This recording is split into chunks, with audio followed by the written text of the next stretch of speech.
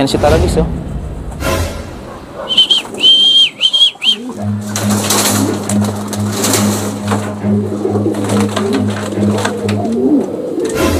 Yan. Panalo na nga pala si Taragis ng off color pulling 50 at off color 100. Tulupet na kalapati ba ang hinahanap mo? Di ka nagkakamali, si Dabarkat ang dapat bro. Malupet na panser ay dapat kilalanin mo. Marami kang matututunan sa kanyang video. So hello, what's up mga Kadabarkads? Eto, makulimlim na abangan na naman. Mag-aabang na naman tayo ng kalapate, tatlong kalapate, Taragis, Elias at si Putraballs. Sinali ko na nga ng tag team, si Putraballs at si Taragis. Ito medyo makulimlim talaga. Pero sa pinag-releasean kanina sa Talavera, Nueva Ecija, maliwanag naman doon. So dito nga sa lugar lang siguro namin. Ewan ko kung sa lugar nyo rin. Pero dito talaga sobrang dilim talaga dito. Tsaka umulan din kaninang madaling araw. Kagaya nung nakaraang laban natin kasong kala, tumambay si Taragis nun. Yung mga nakapanood, tinambayan tayo ng 5 minuto. Ayun. All at sa puling. Pero nung linggo, okay naman. Gusto nga lang nung Monday karga, tapos Tuesday yung pinakaabangan. Ayun, dun siya nagloko. Sana wag na magloko. Mamaya para, kasi last lap na ng sprint nga namin sa linggo. Pasok muna tayo dito sa loop.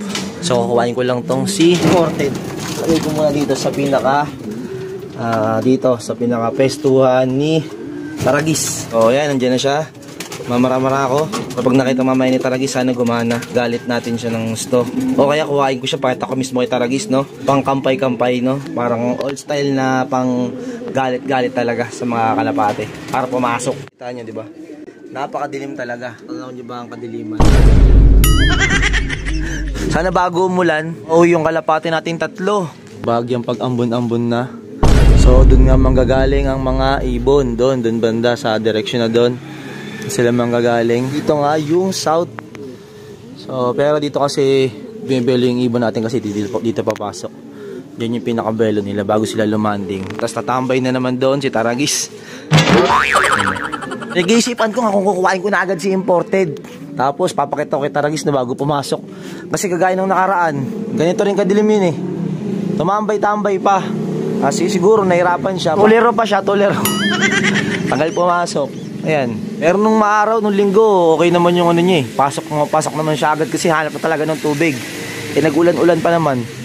Putek, baka kami namin sa bubong. Buti na lang pababa to. So nga lang, baka pumunta dito. Yung kinakatakot natin. Pero wag naman sana. Dalawa sila, naka-tag team.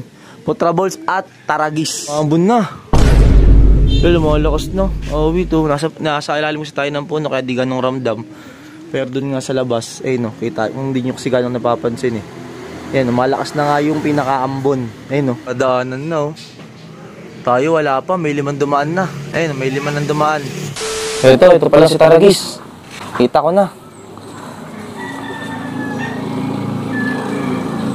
Yan si Taragis, oh. Yan si Taragis.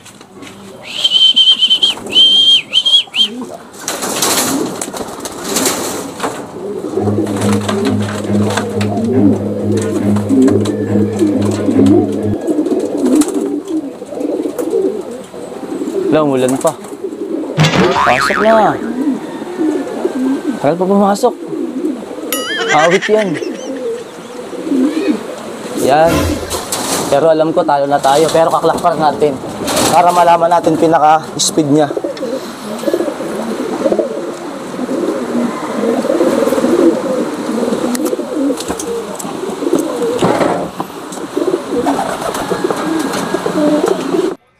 Kinaklak ko nga dito, si Taragis, biglaan naman dumating yung asawa niyang si Putraballs. Ito nga yung nakatag team natin, silang dalawang mag-asawa, tinag team nga natin. Hindi ko nga rin mismo narinig yung pagbaba niya, kasi nga hindi siya mismo sa bubong dumadapos, biri pa natin, pero sa bubong, agad kong makikita yan. 1018 na lang speed ni Taragis, at ito, umuulan-ulan pa. Nag-aaway pa rin dalawa dun. Wala na, umulan na talagang tuluyan. May dalawa pa tayong hindi nakakauwi. Wala pa nga si Elias at si Putraballs.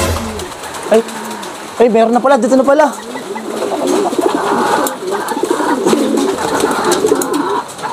Ano yan? Salin tag team yun eh. Yun.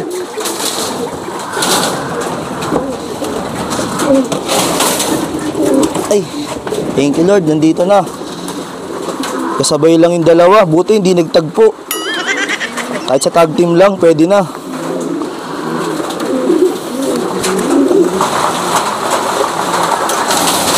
$999 na lang speed ni Putra Balls.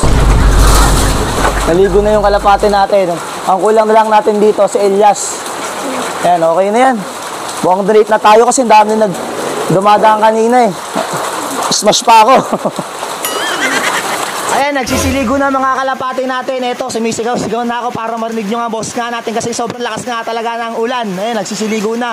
Buti na lang nakauwi itong dalawa pero si Elias hanggang ngayon wala pa rin.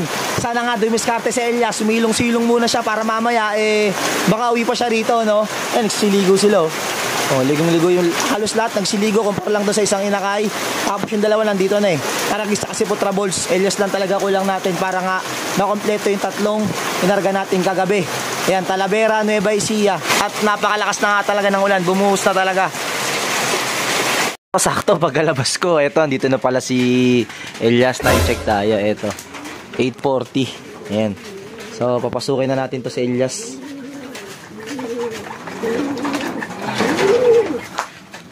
Ayan o. Naulan-ulan pa. Nasa yalim tayo ng puno eh. Suk! Suk! Suk! Suk na dun! Babae ka pa. Suk! Suk! Ayan. Ayan na si Elias oh. Oh. Bagyang pagkabasa-basa. Pero at least okay na. Tatlo ng kalapati natin kompleto na. Ayan. Talavera, Nueva Ecija. Okay na tayo mga ka-Dabber Gods. Nakakapag-almusal na rin ako. Wait. Pero congrats kay Carlo Aquino. Ayan, number 1 si Carlo Aquino sa pooling. Pang tayo, pang 5 ata tayo. Basta ganyan, pang 6. Basta. Pero sa off-color, mukhang may laban tayo sa off-color. Kasi off-color, sinali ko rin sa kategory ng off-color. Kaya yun maganda pag may off-color kayo. Pwede sa regular na pooling, pwede rin sa off-color. So pwede nyo rin makuha lahat yun pag nanalo kayo, diba? Kaya maganda rin may off-color. Sa kagandahan dito, baliktaya kami ni Carlo Aquino. Baliktaya kami lagi. Nanalo ako, binabaliktaya ako siya. Ayun, maganda doon, di ba? Kaya secure na agad yung pooling 100 tsaka 50 ko kay Carlo Aquino. Yan, baliktaya kami ni Carlo Aquino eh.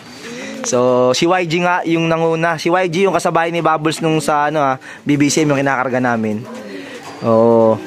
Si Bubbles kasi hindi pa nakakabalik eh. Yun. Kaya ayun, si YG yung matuli niya, ginagalit-galit niya lagi yun. Gaya rin ng ginagawa rin natin kay Taragis. Ganun talaga dapat meron pang galit para pang motivate na kailangan ko nung umuwi kasi may kaaway ako doon, inaangkin yung loop ko. Kaya ganun yung parang, ewan ko lang sa pagkakaintindi ko, ganun yung mga old style na ginagawa ng mga nangangarera, yung tumatakbo-takbo. So ganun kasi, mga kagaya anin na kinakampay-kampayan ko pa para nga mapasok ko, di ba? Para hindi siya agad tumambay-tambay kasi tatambay na naman yan kung di ko ginawa yung kanina eh. Ito, onting update lang to mga ka-Dabber Gods ha. May nagbalik na naman nga sa ating kalapate. Ito nga yung nawawala nung nakaraan, nung Sabado pa nawawala to. Ayan o, nakabalik nga to dito. Sobrang payat nga lang ng ibon na to.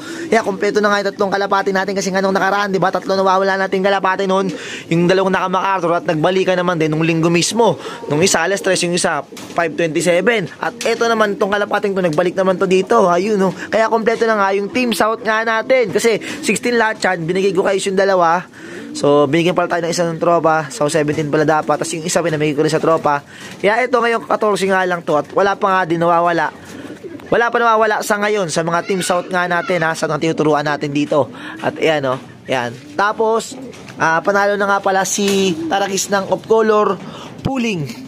Pooling 50 at off-color 100. Yan pa siya yung nanalo. So, nga lang ngayon, naglaglag siya ng isang